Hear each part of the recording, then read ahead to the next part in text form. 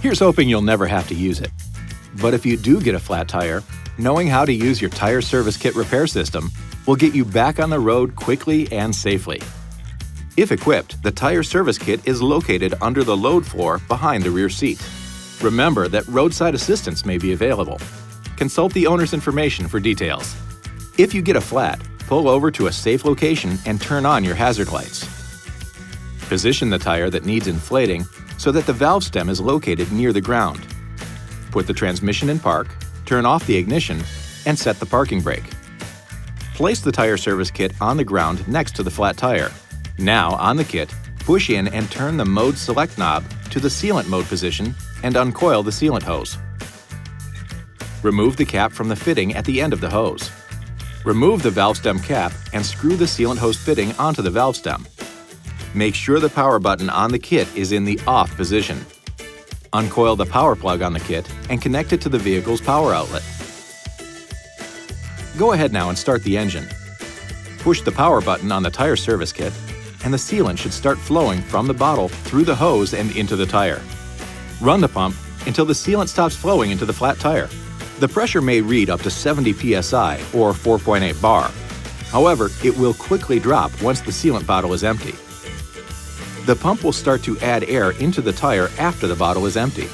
Continue to fill the tire to the correct pressure indicated on the tire placard. If the tire does not inflate to 26 psi or 1.8 bar within 15 minutes, the tire is too severely damaged and will need to be replaced. Do not drive the vehicle. Once the tire has reached the correct pressure, turn the pump off. Remove the speed limit sticker reminder and place the sticker on the steering wheel. Disconnect the sealant hose from the valve stem and install the valve stem cap. Unplug the kit from the power outlet and place the kit in its proper storage location. This next step is important. Drive the vehicle for 5 miles, 8 kilometers, or 10 minutes to ensure the sealant is distributed within the tire. After 5 miles, 8 kilometers, or 10 minutes, pull over again to a safe place and check the tire pressure using the tire service kit. Push in and turn the mode select knob on the kit to the air mode position. Plug the tire service kit into the power outlet and connect the air hose to the valve stem. Check the tire pressure on the gauge. If the pressure is less than 19 psi or 1.3 bar, do not drive the vehicle until the tire has been replaced.